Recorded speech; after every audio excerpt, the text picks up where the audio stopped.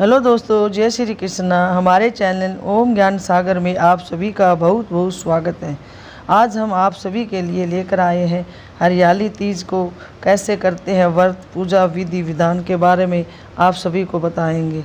सावन के मौसम में जब हर तरफ हरियाली ही हरियाली होती है, यानी कि धरती जब हरी चादर ओढ़ लेती है, तब हरियाली तीज का पर्व मनाया जाता है। यह पर्व सावन माह के शुक्ल पक्ष की तृतीया को मनाया जाता है।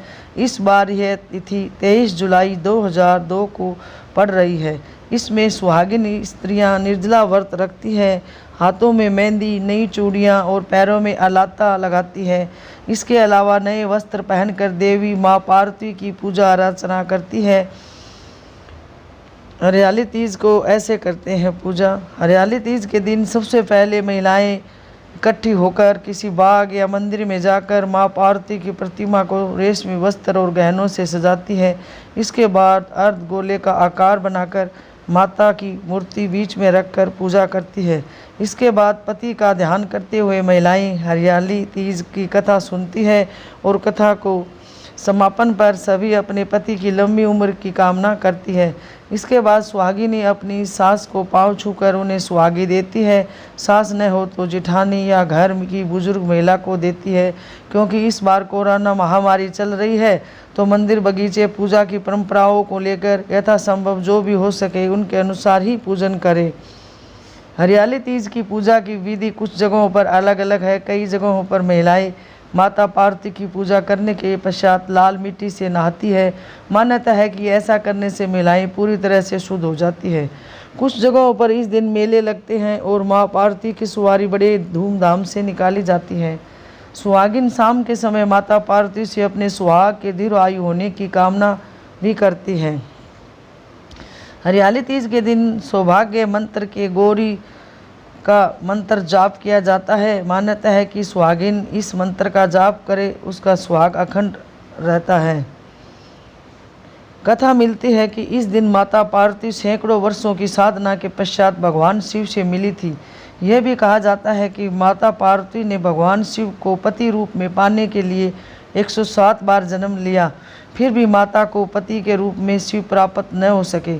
108वीं बार माता पार्वती ने जब जन्म लिया, तब श्रावण मास की शुक्ल पक्ष की तृतीया को उन्होंने व्रत किया ताकि भोले शंकर को अपने पति के रूप में प्राप्त कर सके।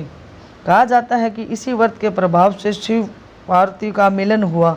तब से ही ये मान्यता है कि इस व्रत को जो भी सुहागिनें करेगी उनका सुहाग दीर्घायु होगा।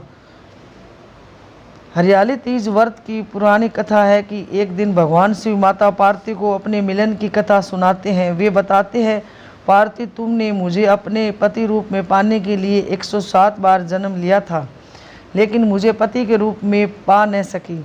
108वीं बार तुमने पर्वतराज हिमालय के घर में जन्म लिया। उन्होंने कहा कि देवी, तुमने हिमालय पर मुझे वर के रूप में पाने के लिए घोर तप किया था।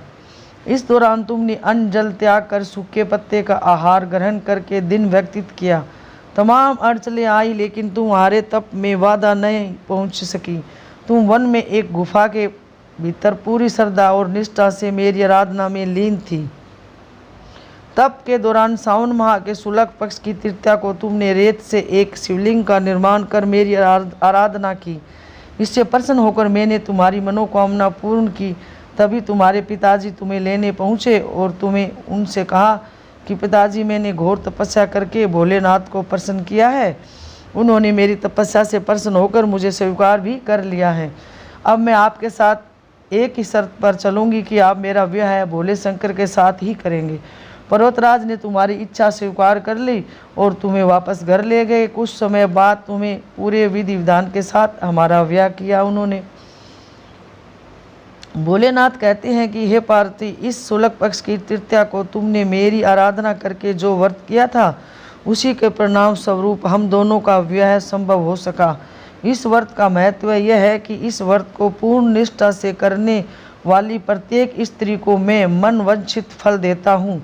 भोलेनाथ ने पार्वती जी से कहा कि जो स्त्री इस व्रत को पूरी श्रद्धा और निष्ठा से करेगी, उसे तुम्हारी तरह अचल सुहाग की प्राप्ति होगी। मान्यता है कि इस कथा को जो भी स्त्री पढ़ती या सुनती है, सुनाती है, वह अखंड सौभाग्यवती होती है। इस दिन महिलाएं मेहंदी हाथों में पाँव में लगाती है। व्रत करके माँ पार्वती और भोलेनाथ की अटल सुहाग की कामना करती है। माँ पार्वती ने भगवान शिव को मनाने के लिए अपने हाथों में मेहंदी रचाई थी। माँ पार्वती की हथेली में लगी मेहंदी को देखकर भगवान शिव बेहद प्रसन्न हुए और उन्हें स्वीकार कर लिया।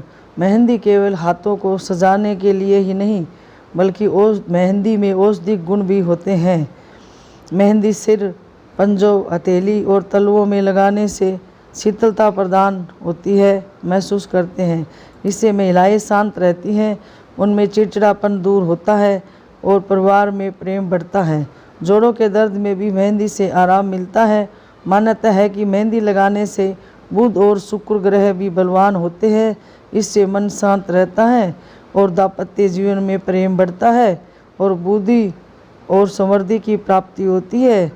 इसलिए सावन में मेहंदी लगाना शुभ माना जाता है और सभी प्रकार की इच्छाएं पूरी होती है। महादेव माँ पार्वती सभी की मनोकामना पूरी करते हैं। बोलो ओम नमः शिवाय, ओम नमः शिवाय। दोस्तों, हमने आज हरियाली तीज के बारे में आप सभी को बताया। उम्मीद करते हैं कि हमारी वीडियो आपको अच्छी लगी होगी। कैसी लगी आप कमेंट करके हमें बताएं, ताकि हम और भी ऐसी वीडियो आप सबके लिए लेकर आए। हमारे चैनल को सब्सक्राइब करें, प्लीज़ वीडियो को लाइक करें, सभी के साथ शेयर करें। धन्यवाद।